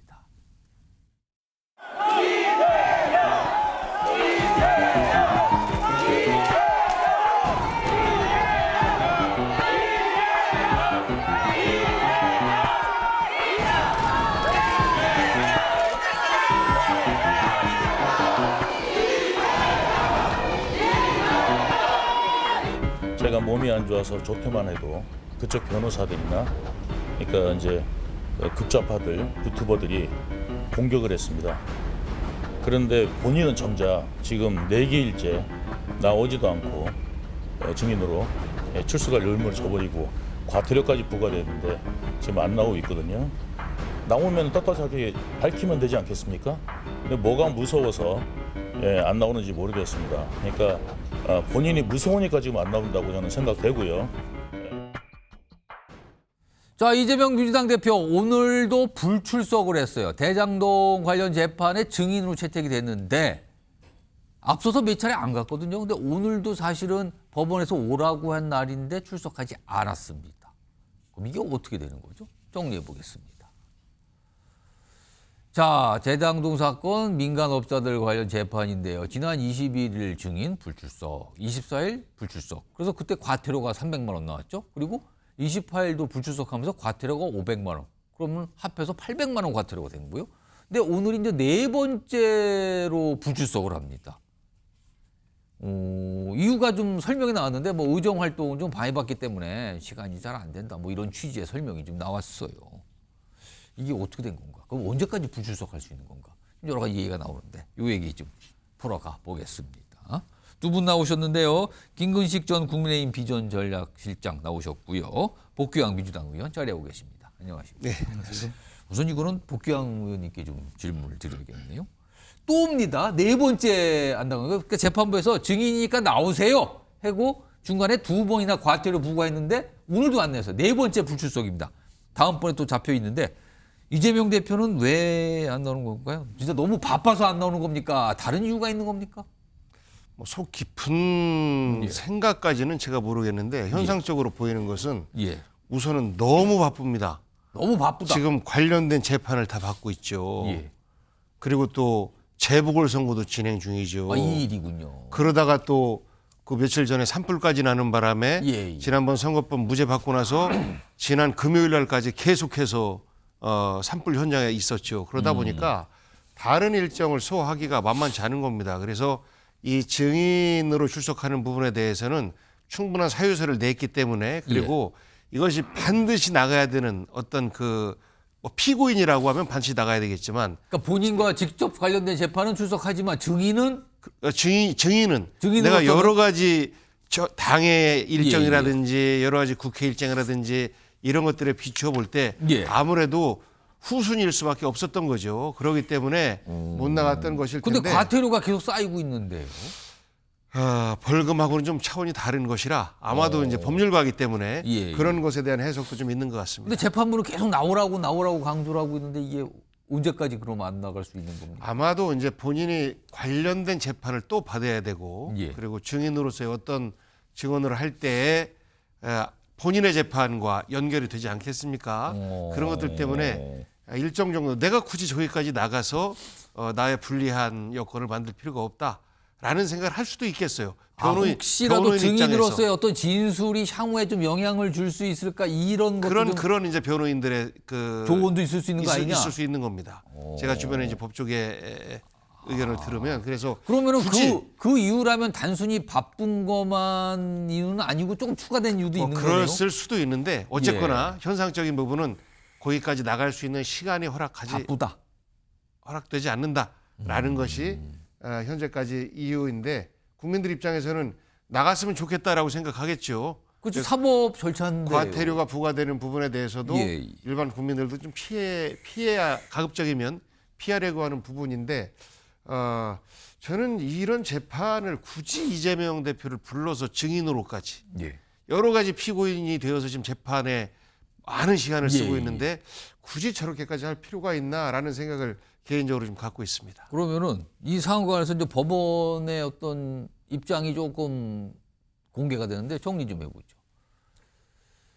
뭐 의정활동 방해받는다. 피고인이 대장동 재판에서 입장을 밝힌다. 그 네 번째 증인 불출석인데 검찰에서는 강력히 또 요구를 했어요. 구인 절차를 좀 밟아주세요. 그래서 근데 법원의 입장은 아래쪽에 있죠. 강제 조치 고민 중인데요.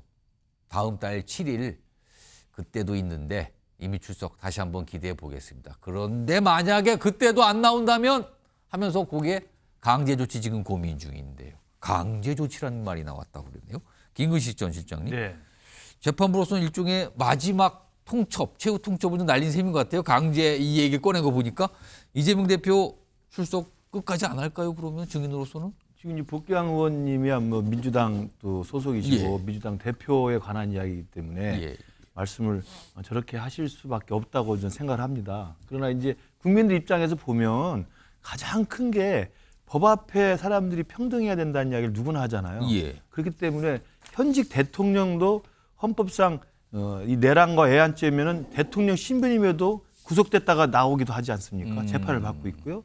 그다음에 전직 대통령도 검찰에서 입건을 해서 혐의가 있다고 생각하면 또 소환하고 또 기소하는 게 또 지금까지 우리 대한민국 정치였습니다.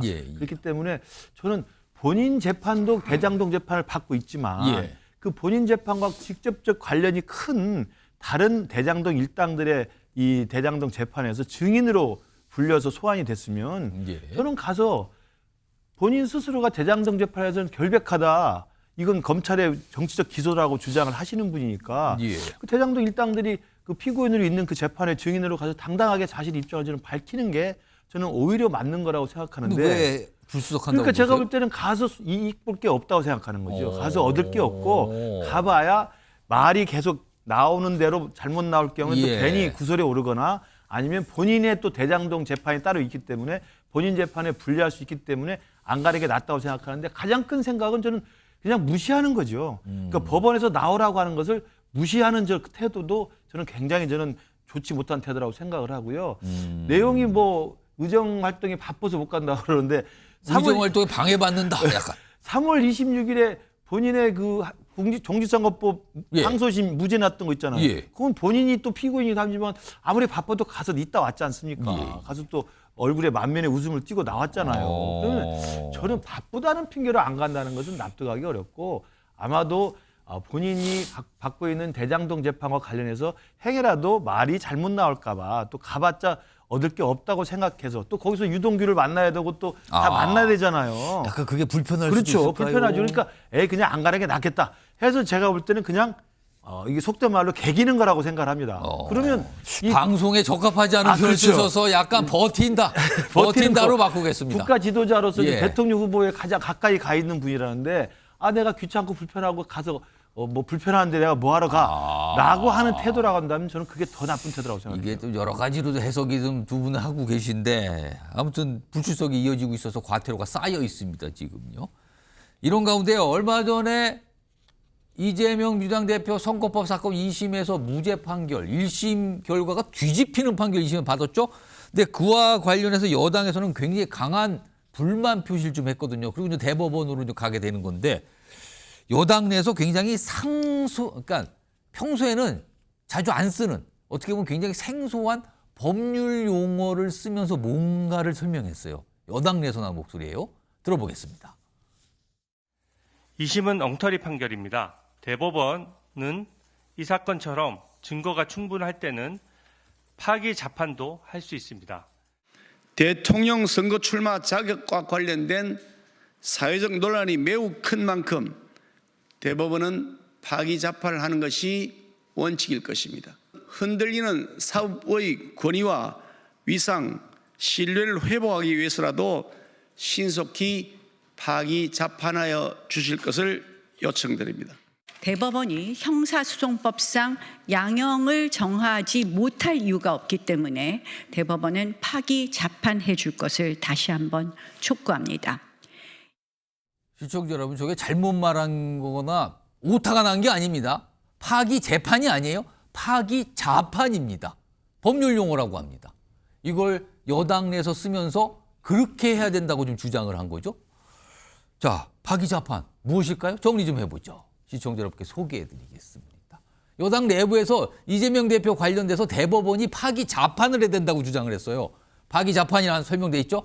대법원이 원심을 파기하면서 사건을 하급법원으로 돌려보내지 않고 직접 판결하는 거래요. 파기 환송은 들어보셨죠? 그러니까 대법원이 2심에서 올라온 어떤 결과에 대해서 이거 문제가 있으니까 2심 다시 하세요.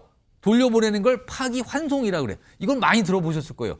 근데 돌려보내지 않고 문제가 있다고 판단했지만 돌려보내는 대신 대법원이 직접 판결을 하는 걸 파기 자판이라고 합니다. 여당 내에서 이거 해야 된다고 나온 거예요. 파기 자판. 자, 그럼 변호사를 뉴스와이드가 좀 자세히 취재했거든요. 설명이 나오고 또 전망도 좀 나옵니다. 들어보시죠.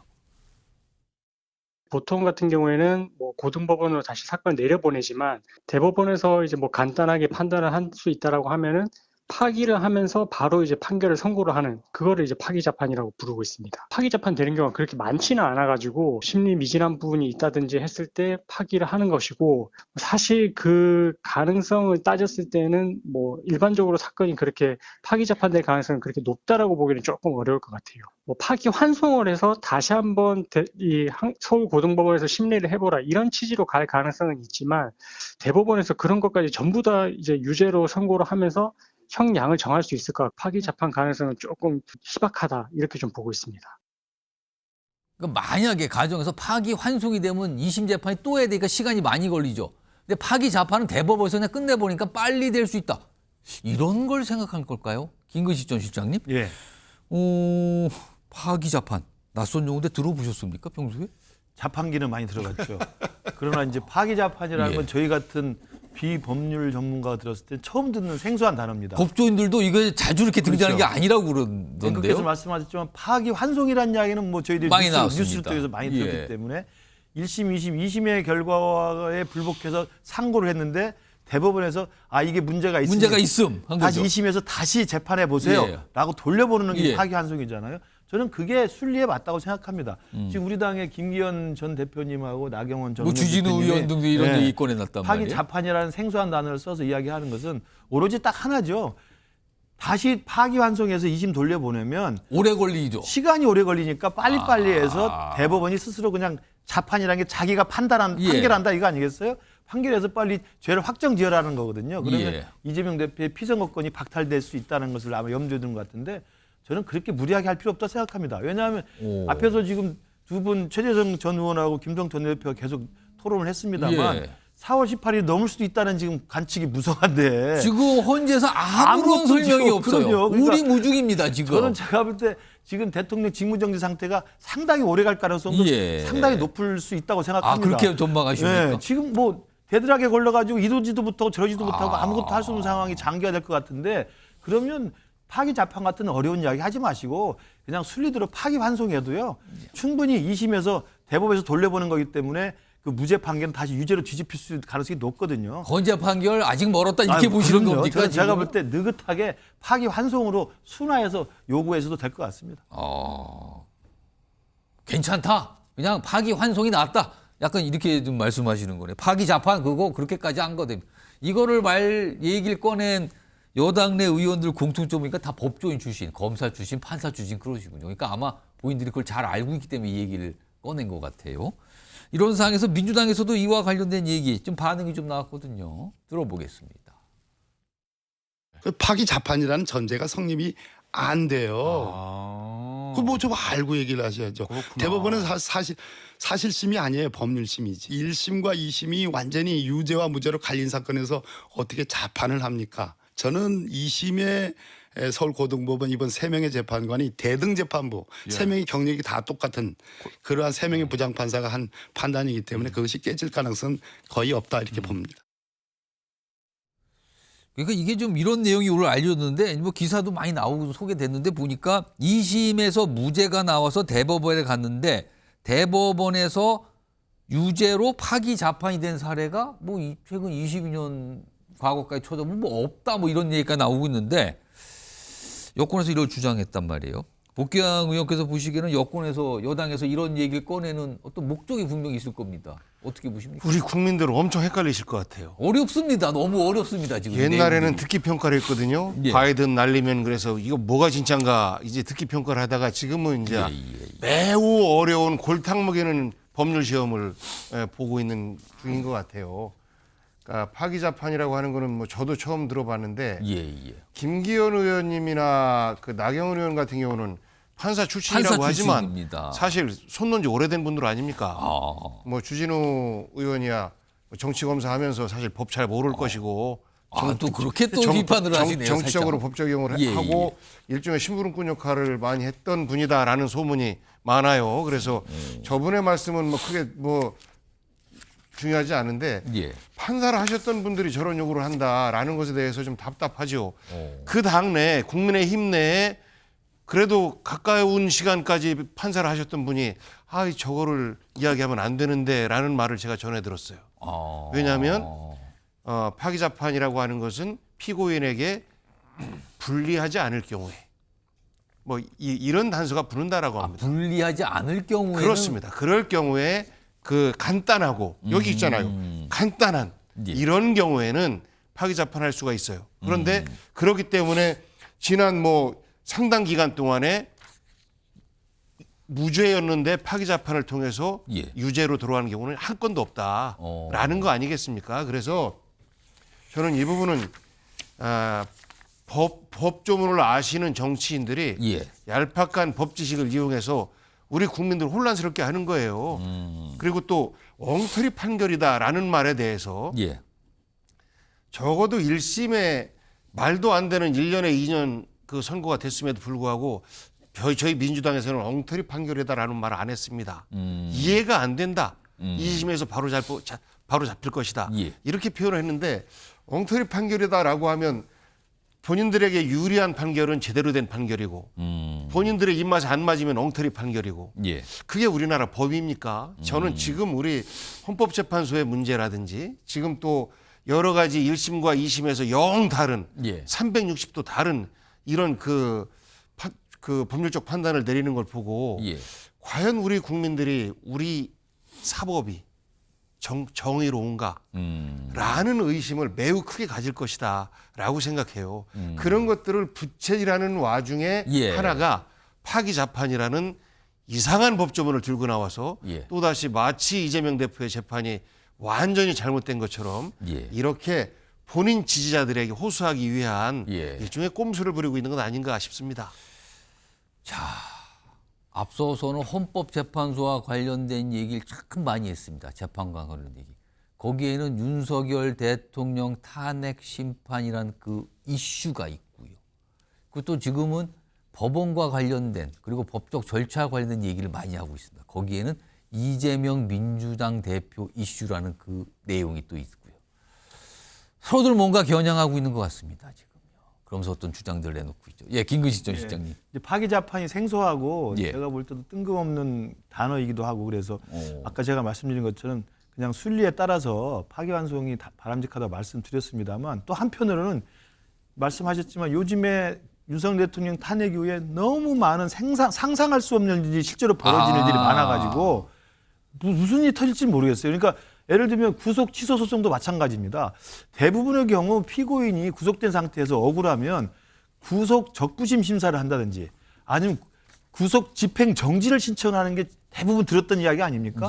대부분의 경우는 그걸 했었는데 구속 취소 소송을 한 경우는 제가 볼 때 거의 없다고 제가 듣고 있습니다. 좀 잘 못 그래서 들어봤다고 그러더라고요. 저걸 왜 하지 했는데 아니나 다를까 웬걸 취소가 또 돼버려요. 됐습니다. 네, 그러니까 정말 상상할 수 없는 일, 설마 하던 일이 막 터져 나오고 실제로 현실로 벌어지는 일이 생겨나기 때문에 제가 볼 때 파기 자판도 순리대로 한다면 파기환송이라고 하는 것들이 맞죠. 근데 파기자판이라고 하면서 윤석열 대통령 지지자분들에게 아마 이제 희망회로를 계속 돌리는 거라고 생각해요. 저는 그래서 어떤 일이 생길지 아무도 모르는 지금 대한민국 정치가 와버렸고 특히 헌재 이 여러 가지 신뢰들이 상실되고 있고 또 법원에 대한 판결에 대해서 자기 유불리에 따라서 이걸 받아들이는 게 다르기 때문에 법치주의의 가장 최고의 마지막 보루가 바로 헌법과 법률이고 이걸 책임지는 게 사법부 아니겠습니까?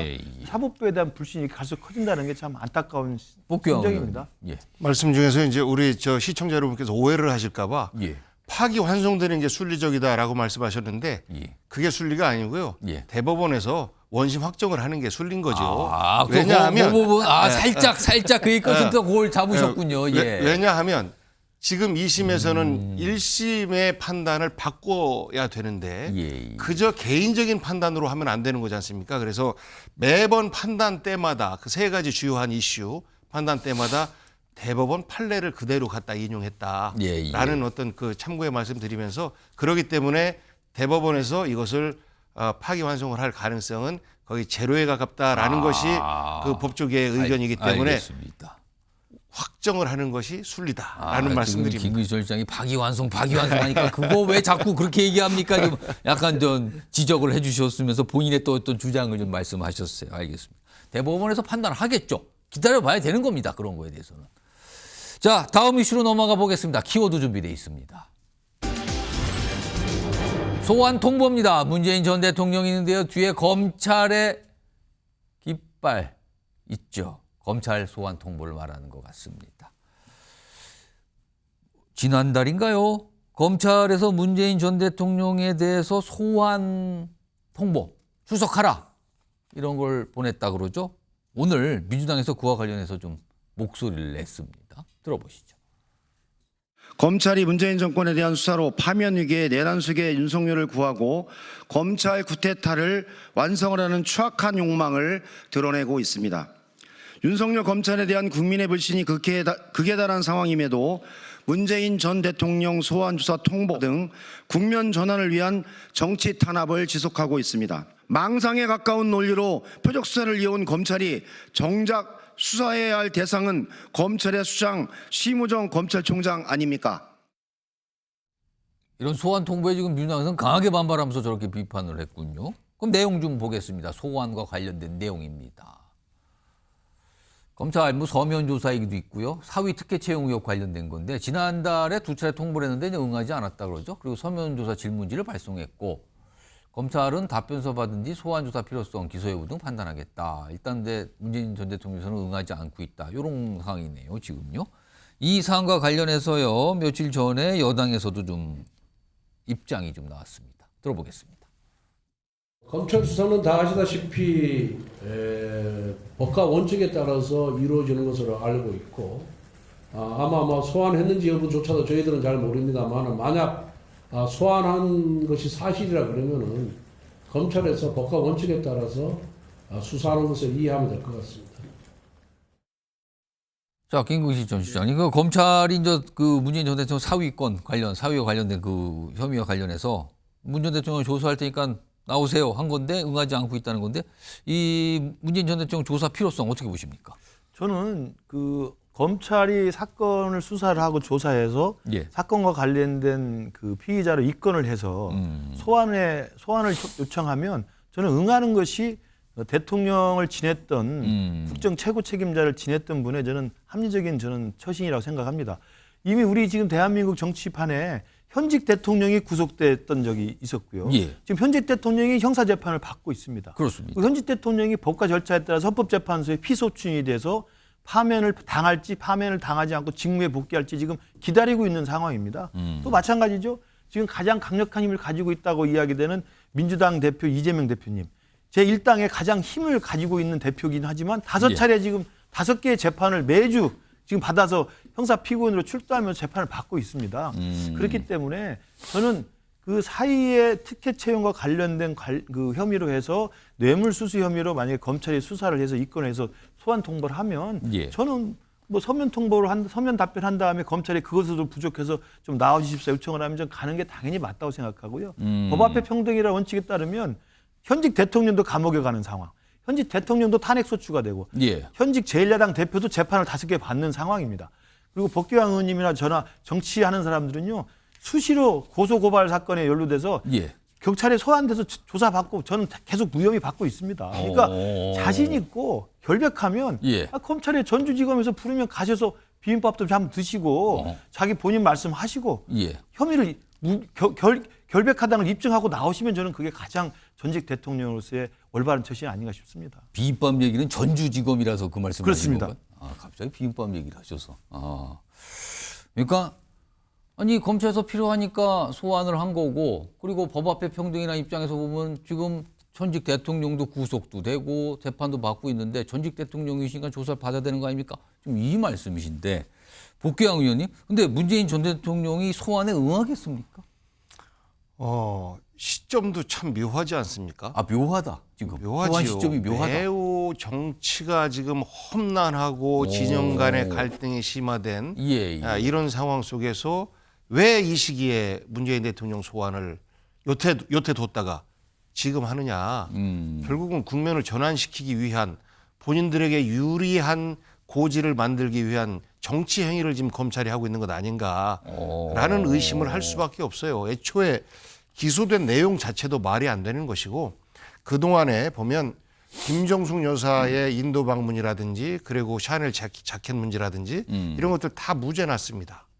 무혐의 났어요. 그리고 노영민 실장을 비롯해서 정의용 실장이나 이런 분들 북송 그 흉악범 북송 문제 이것에 대해서도 사실상 재판부에서 무죄를 준 거나 마찬가지입니다. 그런데 똑같은 경우예요. 이번의 경우에도 그 사위 문제 이미 3년이 지났습니다. 퇴임하신 지 3년이 지났는데 다시 또 이것을 들춰서 대통령에 대해서 망신 주기를 하고 이것도 참고인도 아니고 피의자로 출두 요청을 하고 하는 것은 검찰이 정치행위를 하는 것 이상 이하도 아니다. 어떤 의도가 있다고 보시는 거예요? 민주당의 큰 그 현재 기둥이 있는 거 아니겠습니까? 지금 퇴임한 기둥 문재인, 살아있는 기둥 이재명 이 중에서 하나를 찍어내자 이거 아니겠습니까? 그러면서 이것에 대응하는 민주당 내 분열을 노리는 노림수도 있을 것이고 그리고 또 한편으로는 실제 문재인 대통령이 이런 죄가 있다라는 것으로 인해서 지지자들에 대한 확신을 흔드는 이런 부분도 있을 것이고 또 한편으로는 문재인 때문에 이재명이 손해를 봐. 이런 그 이재명을 좀 더 지지하는 분들을 향해서 일종의 내부 분열을 위한 이런 노림수들이 다 숨어 있는 겁니다. 그래서 지금 검찰이 뭐 법과 원칙에 따라서 한다고 권성동 원내대표 이야기하던데요. 그러려면 우선 헌법을 지켜라. 마흔역부터 임명해라. 라는 말씀 해놓고 나서 그 말씀하시면 이해가 되는데 헌법도 안 지키는 분들이 무슨 뭐 법을 지키라고 하고 그리고 현재 검찰의 수사 행위가 정말로 공정하게 비정치적이다라고 주장을 하면 그 말을 믿을 수 있는 사람들이 저는 국민의힘 지지자든 아니든 저는 거의 없다라고 생각합니다. 김기철 시장님께 한 1분 정도 드릴게요. 지금 뭔가 검찰의 의도가 있다. 지금 시점이 묘하다. 지금 이런 말씀이신데. 요즘같이 혼란스러운 전국에 전직 대통령 소환했다고 그 뉴스로 무슨 전국을 반전시키고 뭐 노리는 게 얼마나 되겠습니까? 관심 있는 뉴스거리도 사실 아닙니다. 그렇기 때문에 제가 볼 때는 지난 정부의 문재인 대통령 퇴임한 다음에 윤석열 정부 정권 교체된 다음에 뭐 전직 대통령 망신 주기 뭐 찍어내리기 한다고 그래서 가장 대표적인 사건이 아까 언급하셨던 탈북자 강제 북송하고 우리 해양수산부 공무원 피살 사건이었어요. 그걸 검찰이 뒤져서 했습니다만 결국 대통령까지 가지 않았습니다.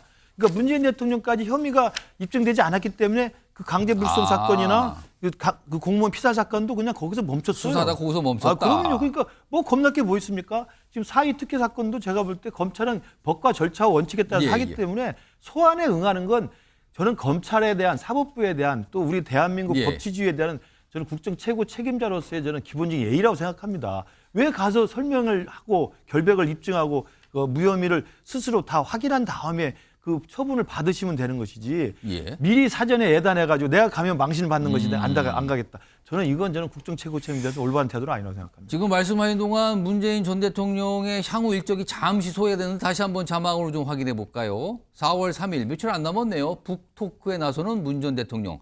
여기에서 무슨 얘기할까? 현안에 대한 질문도 있을 수 있고 본인과 관련된 이런 사항에 대한 얘기가 나올 수도 있겠네요. 좀 기다려보죠. 어떤 얘기가 있을 것 같기도 합니다. 자, 다음 마지막 주제는 큰 비극입니다. 우리나라는 산불 때문에 너무나 많은 지금 고통을 겪고 고통이 지금 이어지고 있는 상황이죠. 그런데요, 미얀마 엄청난 규모의 지진이 발생해서 지금 인명피해가 너무 큰 거 아니냐라는 얘기가 나오고 있어요. 우선 그 주제로 가보겠는데요. 영상부터 좀 확인해 보겠습니다.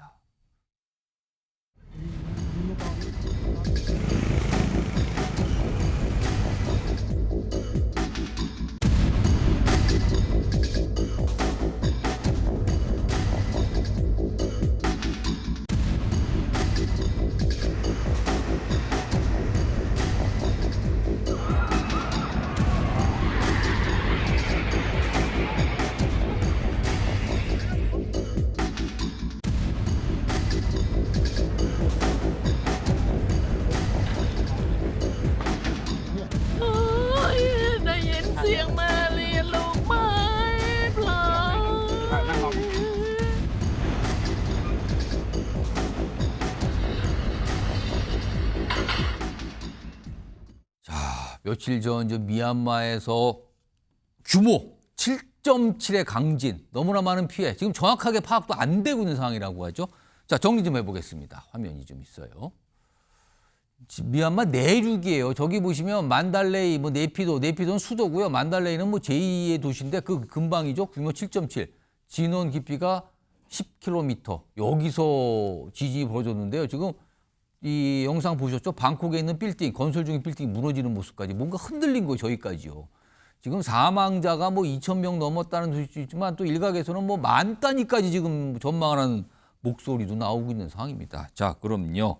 이런 상황에서 지금 미얀마 지진 때문에 깜짝 놀랐는데 지난 30일에는 또 인도네시아에서 또 지진이 발생했다고 하죠. 자, 그럼 지금부터 전문가 전화로 연결해서 이 내용 깊숙하게 좀 짚어보겠습니다. 연세대 지구시스템과학과 홍태경 교수님 전화로 연결돼 있습니다. 홍 교수님 나와 계시죠?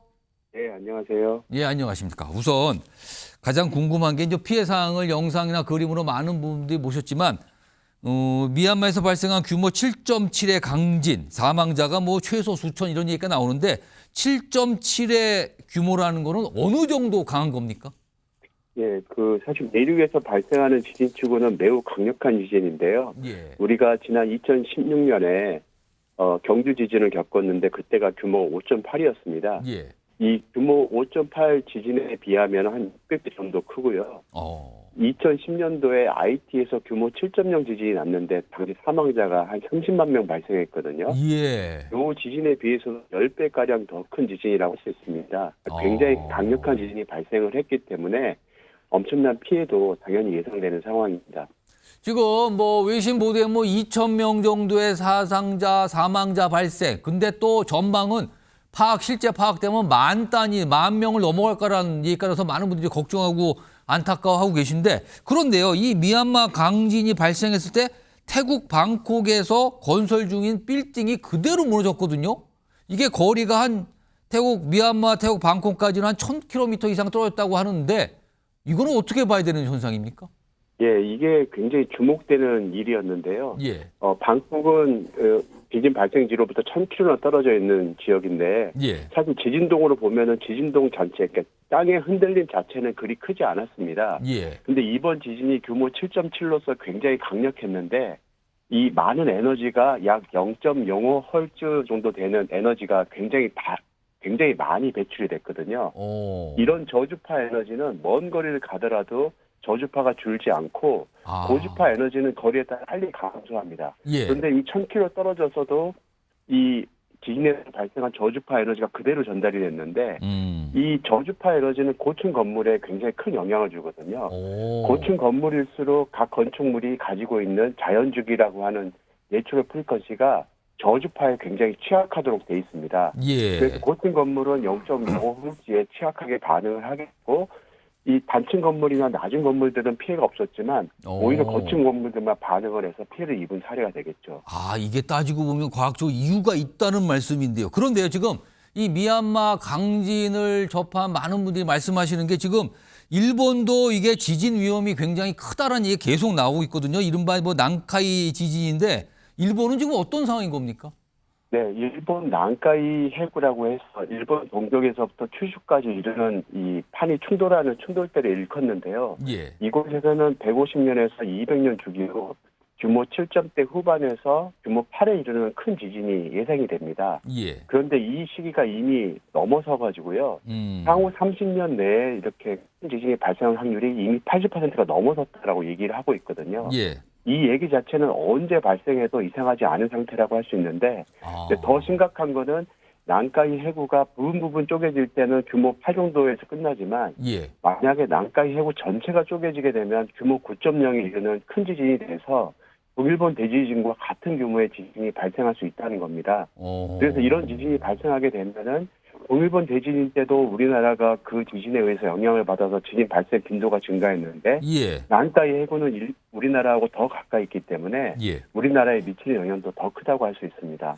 아까 미얀마와 태국과의 관계 그 지진과 관련해서 설명하신 저주파 얘기하셨거든요. 만약에 일본에서 8, 9 규모가 그 정도 되는 지진이 발생을 했을 경우 만약에 저주파가 발생하면 우리나라는 어떻게 되는 겁니까? 굉장히 위험하죠. 아마 기억하실 텐데 구마모토 지진이 몇 해 전에 발생을 했는데 600km 정도 떨어진 남해안 이 부산 일대에서 구마모토 지진을 느낀 적이 있거든요. 그것보다 훨씬 강력한 지진이 난카이 해구에서 발생할 수 있다는 얘기가 되고 그렇게 되면은 우리나라 남해안 일대에 있는 이제 고층 건물 같은 데도 굉장히 영향을 줄 수 있기 때문에 큰 지진이 발생했을 때에 대한 대비도 해야 되는 상황입니다. 구체적으로 어떤 대비를 지금 할 수 있을까요? 일단 내지진이 이제 지진별로 지진 규모에 따라 발생하는 주파수 대역들은 알려져 있거든요. 예. 거기에 충분히 대응할 수 있도록 내진 설계가 되어 있는지가 중요하고요. 사실 이 저주파는 굉장히 적은 수준으로 움직이더라도 굉장히 큰 효과를 만들어내거든요. 이른바 공명현상을 만들어내면서. 그래서 그에 대한 대비책으로 내진 성능이 충분히 반영이 됐겠지만 부족한 점이 없는지 다시 한번 확인해 봐야 되는 거죠. 지금요, 미얀마 대지진이 발생을 하고 며칠 뒤에 인도네시아에도 규모 5가 조금 넘는 지진이 발생했거든요. 지금 보니까 뭔가 지진 상황이 좀 심상치 않은 것 같은데 지금 뭔가 어떤 지질학적으로 약간 이유가 좀 있습니까? 지진이 자꾸만 이렇게 퍼지고 있는 이유는요? 네, 최근 들어서 이제 지진에 대한 관심도가 높아지면서 지진이 발생할 때마다 더욱 관심을 많이 갖고 있는데요. 하지만 지금 발생하는 지진 발생 빈도 자체는 예년 수준과 거의 비슷합니다. 그래서 이 판의 경계부라고 하는 태평양 연안에 따라 판의 충돌대가 이제 다양하게 발달해 있는데 인도네시아를 포함해서 이런 지역에서는 지진들이 계속 발생을 하고 있거든요. 이렇게 발생하는 빈도 자체는 예년과 크게 다르지 않은 형편입니다. 그래서 이제 발생하는 수준 내에 발생하지만 그 가운데는 큰 지진도 있고 작은 지진도 있어서 때로는 이렇게 큰 피해를 연결되기도 합니다. 그렇군요. 마지막 질문으로 우리나라에서 자체적으로 우리나라 땅이나 뭐 해안 쪽에서 지진이 좀 규모가 큰 지진이 발생할 가능성 이런 것도 좀 있는 상태입니까? 아니면 그렇지는 않은 겁니까? 그렇습니다. 우리가 지진계에 기록된 지진만 따져봐도 1952년도에 발생한 지진이 규모 6.3으로 기록된 지진이 우리나라에서 발생한 적이 있습니다. 1952년이면 한국전쟁 당시인데요. 북한 수도인 평양 인근에서 발생한 지진이었습니다. 규모 6.3에 이르는 큰 지진이 전 세계 관측소에 다 기록이 돼서 6.3을 남았는데요. 이 지진뿐만 아니라 역사서 같은 데에 보면 규모 6이 넘는 지진들이 아주 굉장히 많이 나오고 있습니다. 이런 지진들은 시기가 도래하게 되면 우리나라에서 발생할 수 있다는 얘기가 되기 때문에 각별한 주의가 필요한 상황입니다. 알겠습니다. 오늘 말씀 여기까지 듣도록 하겠습니다. 지금까지 연세대 지구시스템과학과 홍태경 교수였습니다. 고맙습니다. 네, 감사합니다. 시간이 한 1분여 정도 남았는데요. 김근식 시장. 지금 미얀마 사실은 미얀마 군부 정권 또 반군 내전 그래서 뭐 구조도 쉽지 않고 뭐 파악도 안 된다 그러거든요. 여기 또 더 심각한 거 아닙니까? 뭐 구호 물자 전달도 쉽지 않다 그러네요. 그렇죠. 그러니까 지금 군부 독재가 계속 온전하고 있고 그 안에서의 반군과의 내전도 치열하고 그러니까 사실은 행정 시스템이나 그 당시 미얀마의 이런 구조 시스템, 재난 구조 시스템이 지금 잘 작동이 안 될 겁니다. 그렇기 때문에 그 안타까운 그 지진 소식에 더 많은 피해가 있을 것으로 보이고요. 저는 또 하나는 아까 그 태국 1000km 떨어진 태국에서의 그 37짜리 빌딩이 무너진 건 저주파 때문이라고 설명하셨습니다만 같은 지역에서 다른 고층 빌딩은 멀쩡했다고 한다면 제가 보면 그 설계 자체나 시공 자체에도 하자가 있었던 건 아닌지 그런 좀 의혹은 좀 제기될 수 있다고 생각을 합니다. 우리나라도 지진 이거 특히 일본에서 강진 발생 우두 피해를 볼 수 있다 이런 얘기가 나오니까 조금 더 걱정이 되네요. 국경 의원님. 그렇습니다. 내전 중인데 국민들은 저런 지진 피해까지 입어가면서 어디에 누구를 의지할까 이런 걱정을 좀 해봤습니다. 뭐 우리도 얼마 전에 산불 이런 난리 속에서 그렇습니다. 지금 뭐 정부가 제대로 작동을 못 하고 있는 거 아니겠습니까? 그래서 혹시라도 그런 그 재난에 대비해서라도 빨리 정치권 정신 차려서 대한민국을 정상화시키는데 함께 노력하고 또 법조계에서도 지혜를 모았으면 좋겠습니다. 알겠습니다. 산불 피해 복구 이것도 좀 심혈을 기울여야겠습니다. 자, 내일부터는 뉴스와이드가 오후 4시로 시간을 옮깁니다. 또 새로운 앵커가 진행을 맡아 더욱 풍성하고 깊이 있게 많은 이슈들을 전달할 예정입니다. 시청자 여러분께 다시 한번 감사드리고요. 오늘은 여기에서 마무리하겠습니다. 고맙습니다.